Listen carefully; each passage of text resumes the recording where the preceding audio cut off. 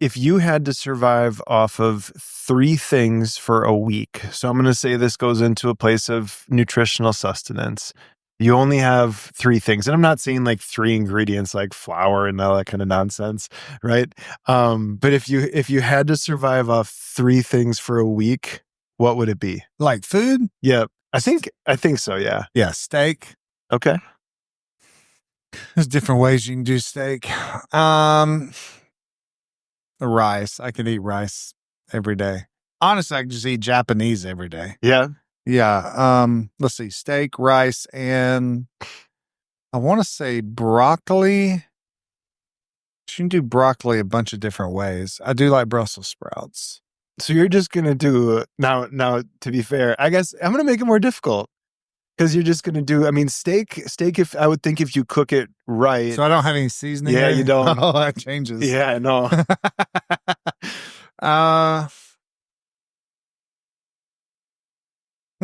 What would I do? I know what yours is. Oh yeah, all yeah, right. Bacon. Well, of course. Yeah, bacon is good right out of the gate. You don't have to season it, and you can use the fat to do other things. It's a good one. Yeah, bacon is so good. All right, you go. Bacon. Right. What's your other 2? So, and it's funny because like in my mind, I'm like, if I got to do this, like I wasn't actually going to pick bacon, but I would pick bacon.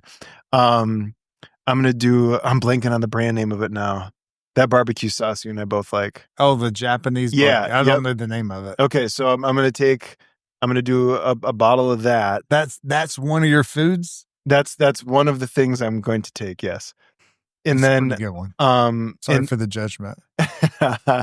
And then, I'm going to do, I'm going to follow you on the lead on that steak because there's just so many different ways I could do things with it. And then, so I got the barbecue sauce for that.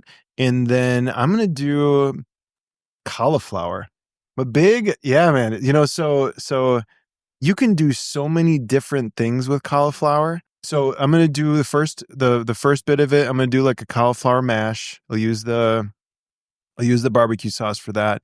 And then by the end of the week, I'm going to do a cauliflower mash to make a pizza crust. And then I'm going to do the barbecue sauce drizzled over the steak. Did you just think of this question before? Like, have you been thinking about this for weeks? 45 seconds. That's impressive. That's right. All right. So let me go back to steak. Oh, it'd be a good one. But I don't really like it. Is eggs. Well, of course. Eggs would be a good one. Banger. I'm going to go back to rice. I'm going to do eggs and rice. You can chop up eggs and put it. Do you know right? Chop up eggs. Yeah, you can cut eggs up. Oh, I bet our listeners are like, all right, let's move on. And I'm thinking the same thing. All right, here we go.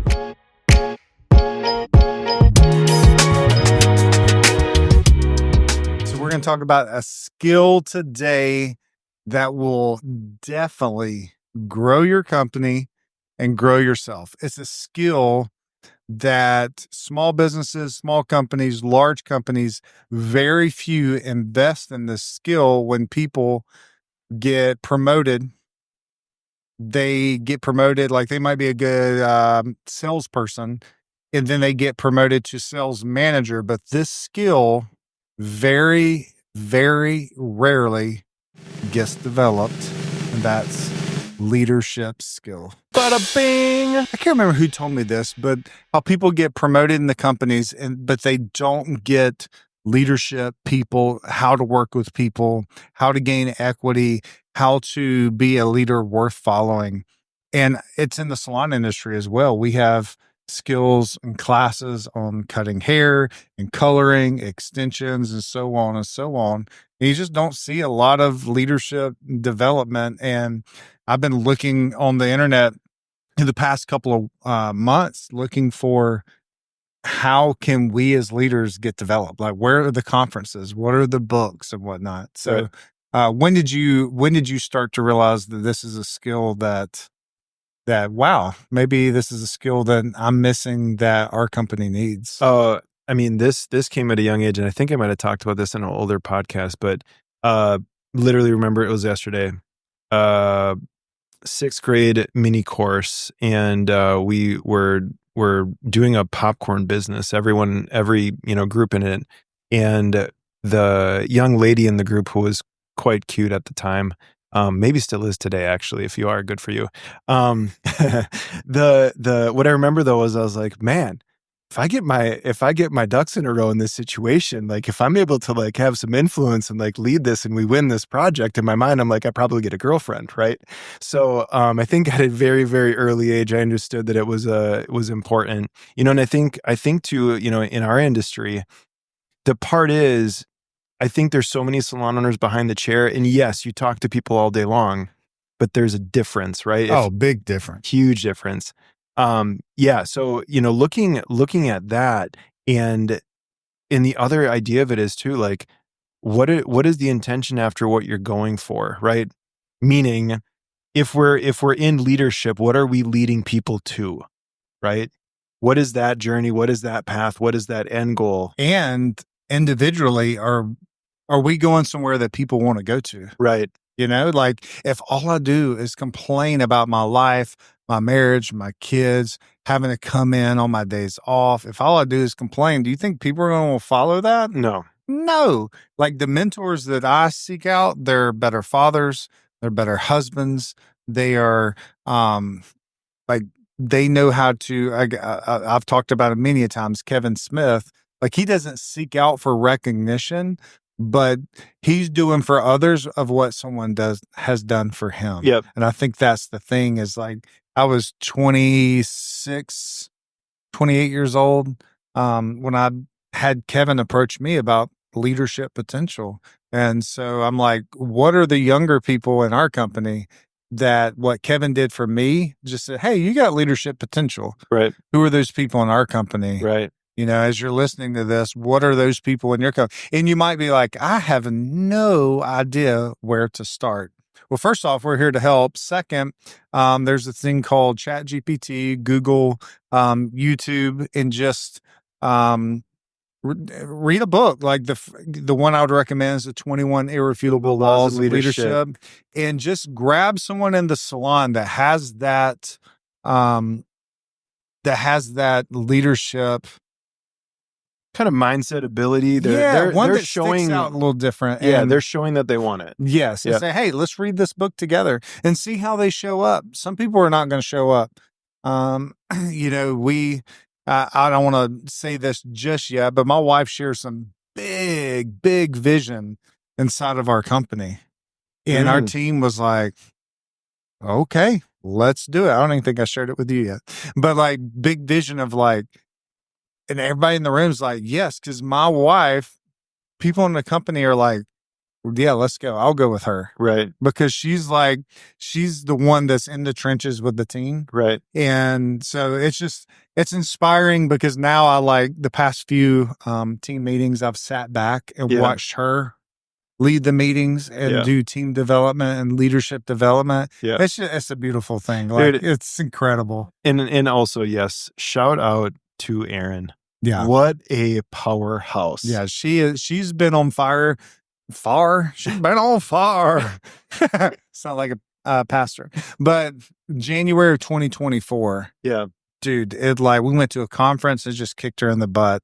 And she was like, she's been on fire ever since. Listen to podcasts in the mornings while she puts her makeup. Like there's not a moment that she's not developing herself. And I'll give her a shout out as well.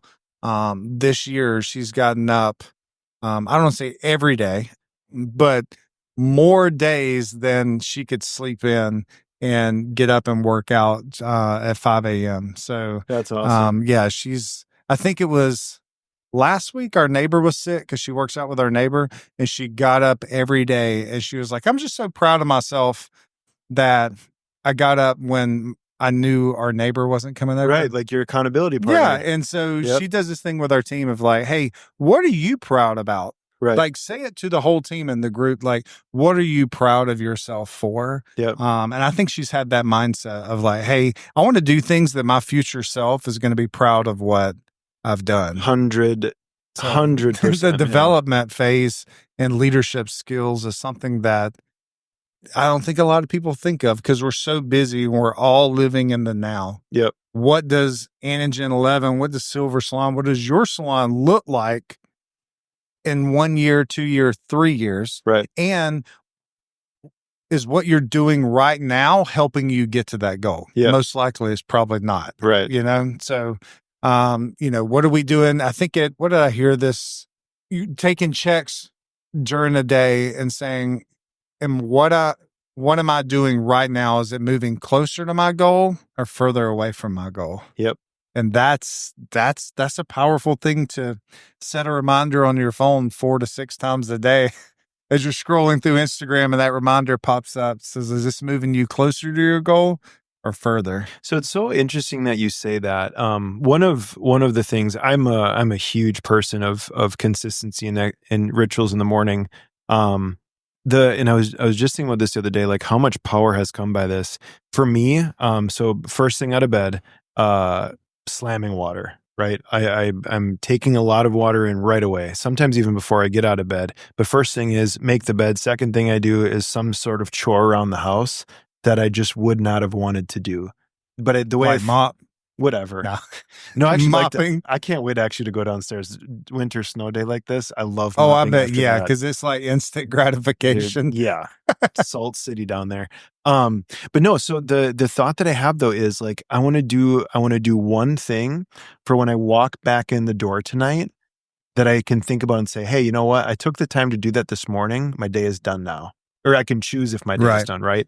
And then to what you had shared about Aaron, I'm such a like personal development within your physical development. So during my workout, I am on YouTube. It is I have just a real basically or they're like watch later. I am just loading that thing up. So when I get down there, I don't want to think about it. Just click it, right? Yeah. And it's such a good way to prime the day. And here's the thing within leadership today. We have no excuses. There's no None. excuses anymore.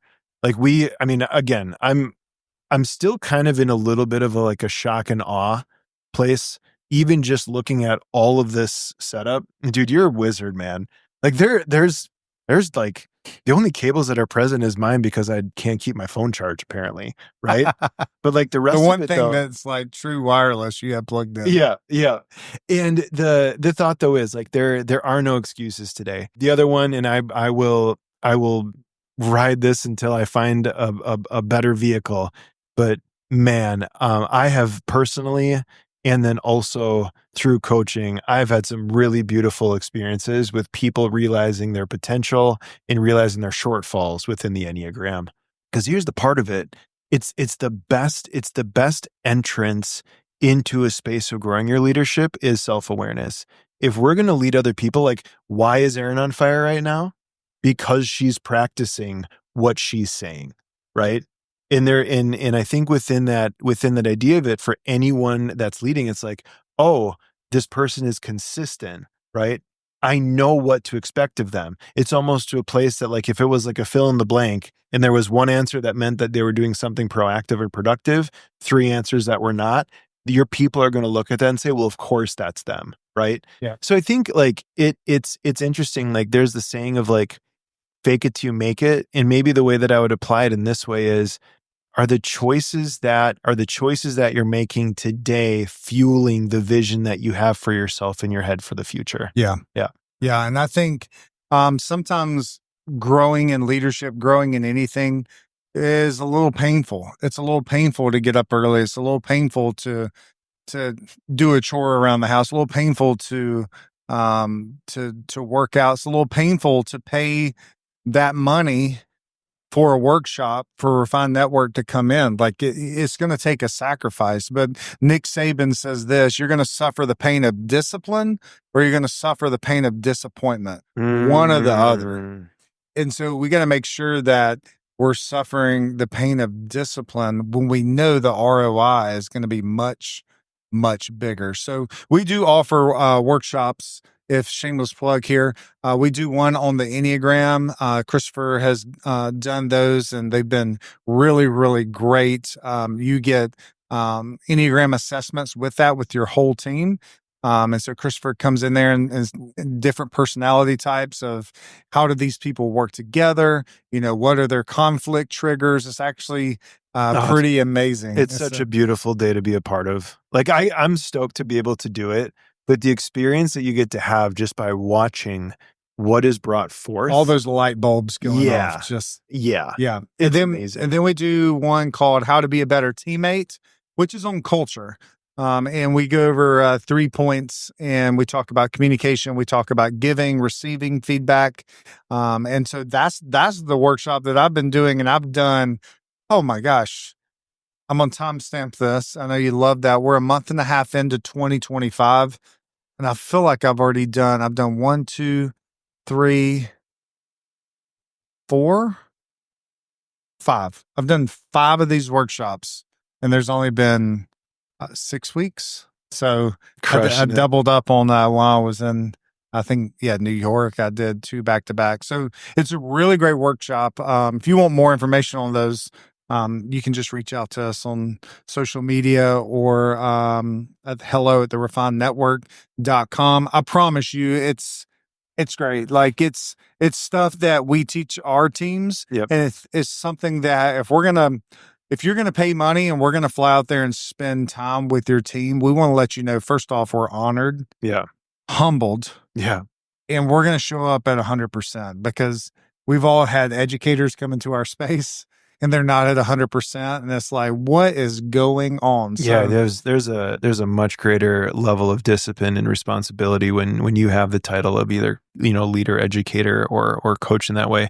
One thing I want to add to that too is, it for those of you, running organizations, in Evan, when you spoke to ROI, really, really great ROI is something that impacts the human in a positive way at work, and then also impacts them in a positive way at home. oh yeah. And that is where, within these things that we're talking about, because here's the thing, how to be a better teammate. Yes, that applies both to your work environment, but also applies to your home relationships. Oh yeah. Right. Oh yes, impacted my marriage more. I mean, most of what I teach out of it is from my Lessons marriage. that we've learned Yeah. out of relationships that we've Yeah. had. Yes, 100%. So 100%. awesome. Well, thank you guys for watching. And as always, if you need anything, reach out hello@therefinednetwork.com. And again, thanks for listening to the podcast. Appreciate you.